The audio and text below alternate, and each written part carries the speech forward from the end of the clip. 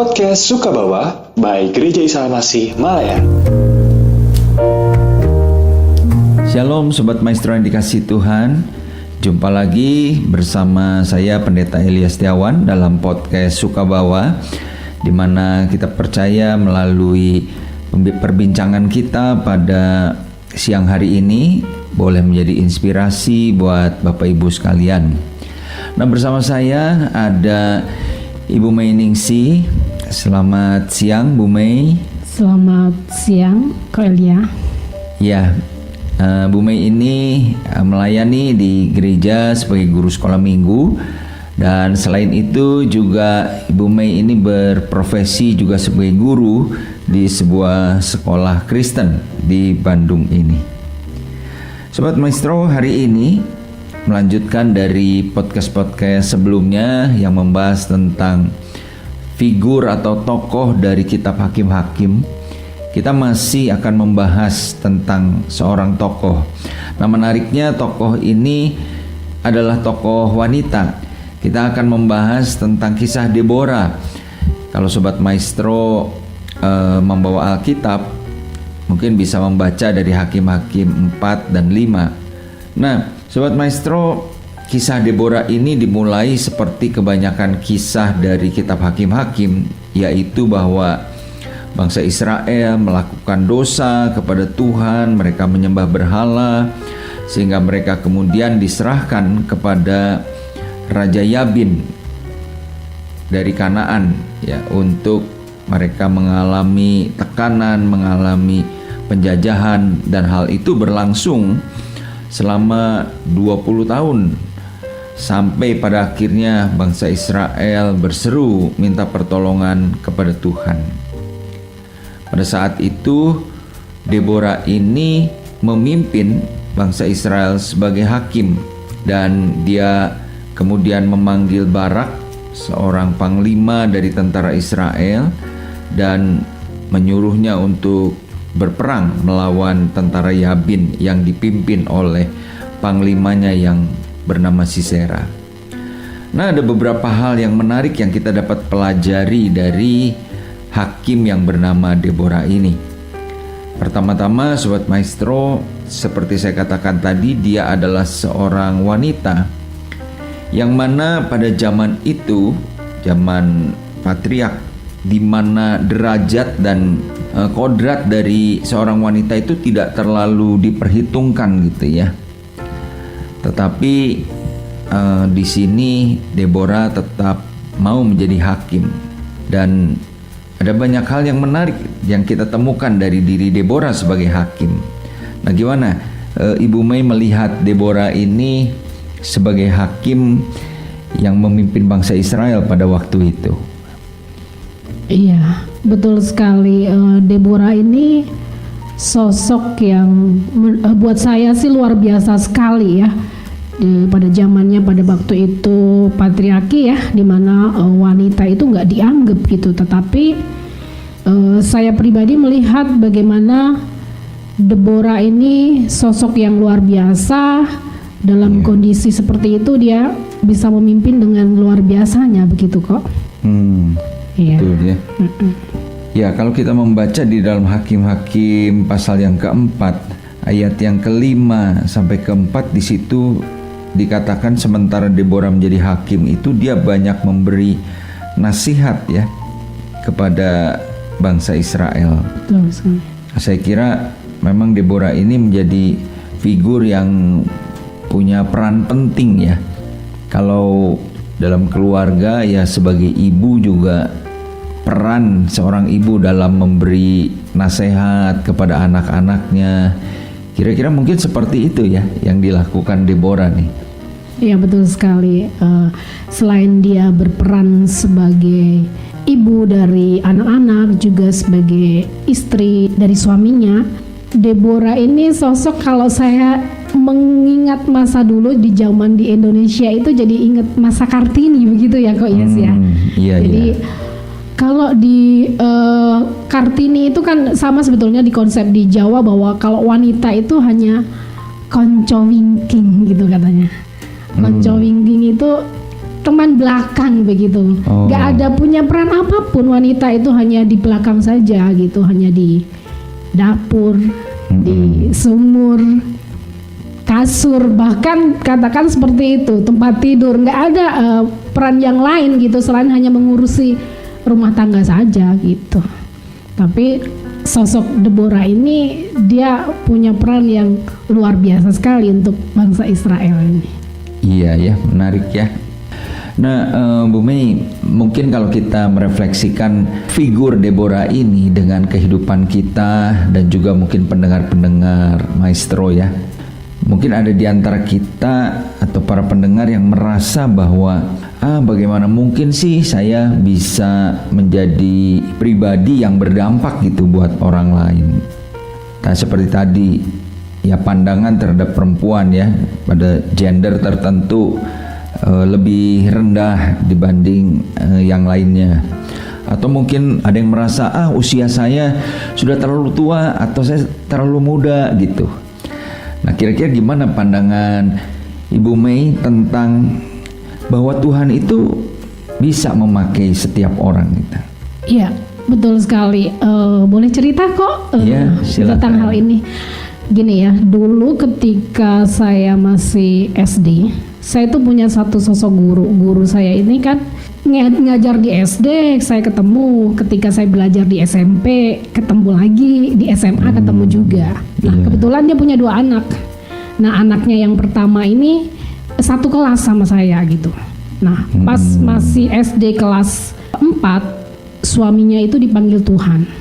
Jadi secara tidak langsung mamah dari teman saya atau guru saya ini harus mengambil alih peran semuanya kan. Dia sebagai kepala keluarga, dia harus mengurusi kedua anaknya. Tapi saya melihat ibu ini begitu gercep ya kok ya, dia satset, dia bisa mencari nafkah untuk menghidupi kedua anaknya. Bahkan dia menjadi majelis di gereja. Selain itu juga dia juga memimpin paduan suara. Keren banget. Terus di kring di kelompok kami dia juga memimpin PA. Jadi betul-betul saya tuh ini panutan banget gitu ya. Pas saya belajar di SMP ketemu lagi sama guru itu lagi gitu ya. Kok eksis sekali gitu. Dan rupanya dalam sisi dia walaupun seorang wanita ya kok ya, tetapi dia bisa memimpin di gereja itu yang memang terlihat yang dia atur tuh juga ada bapak-bapak, ada yang memang usianya lebih tua dari beliau. Dan pada waktu itu memang dia ditinggal suaminya itu di usia 30-an. Iya, masih muda ya. Iya. Betul sekali. Dan 2 anaknya itu menjadi orang yang sukses. Jadi ya jadi orang lah ya. Yang anak pertama teman saya itu dia punya usaha sekarang itu usaha bonsai, tanaman. Karena memang ibu ini suka dengan tanaman juga.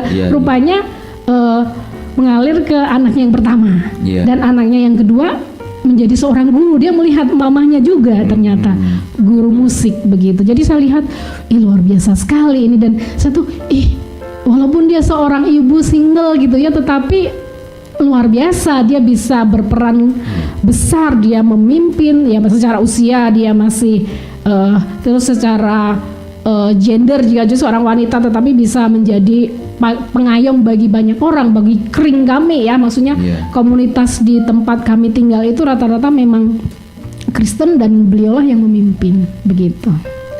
Menarik ya Bu Mei ya. Nah, mungkin Sobat Maestro seringkali kita berpikir bahwa bagaimana sih untuk menjadi orang yang berdampak ya, memimpin orang lain misalnya.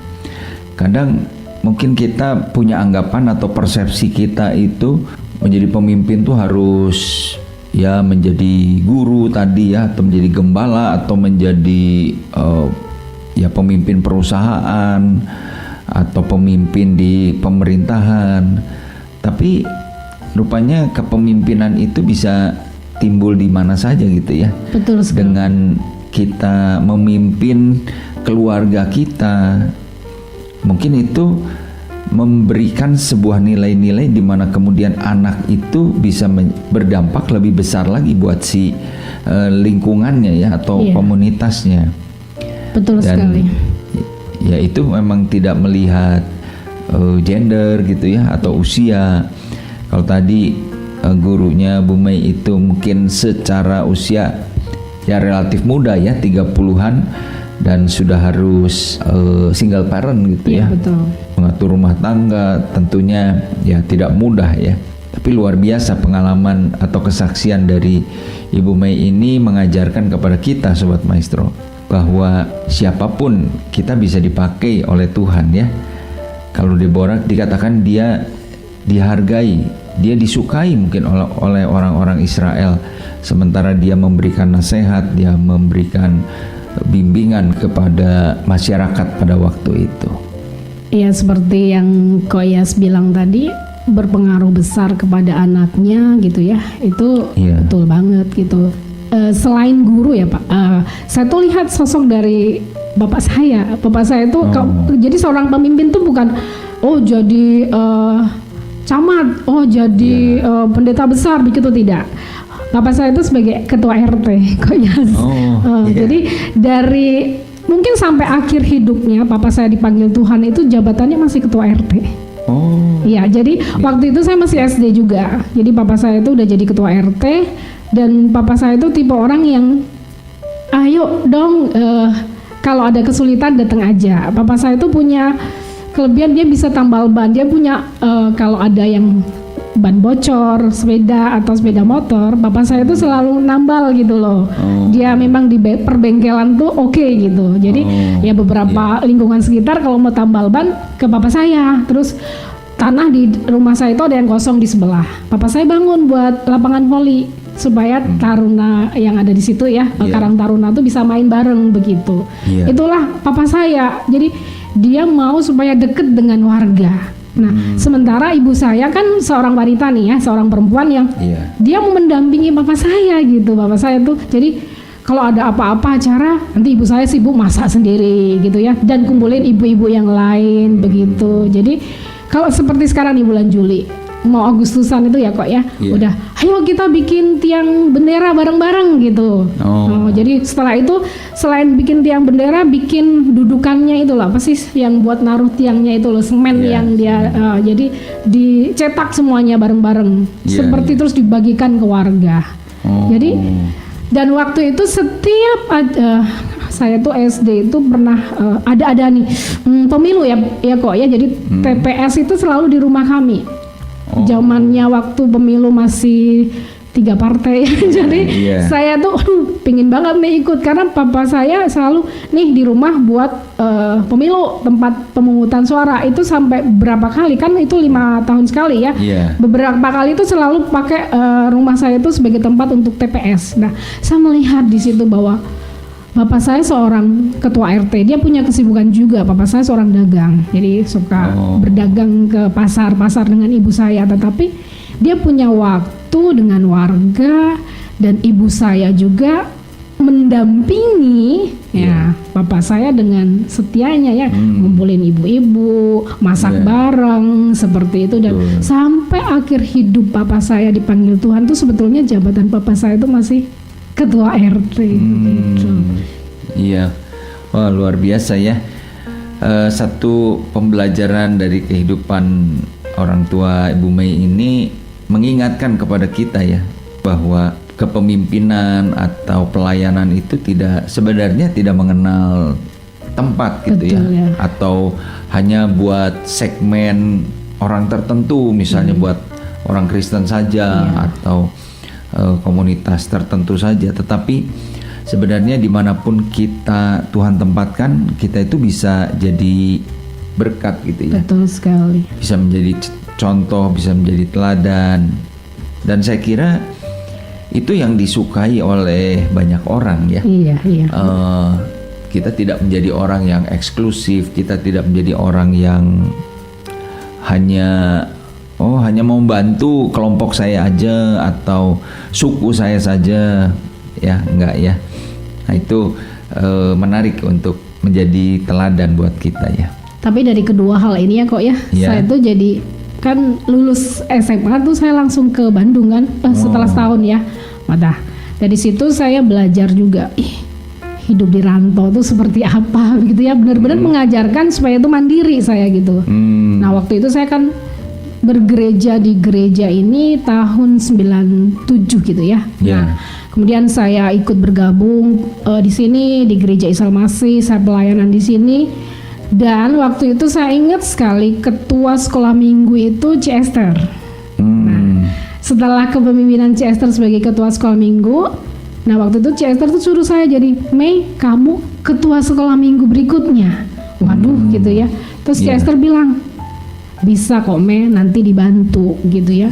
Jadi saya waktu itu antara ragu-ragu terima atau enggak, ya udah deh gitu ya, nanti C. Esther bantu ya. Bukan hanya Cici aja, ditolong sama yang lain, Tuhan juga pasti mau tolong.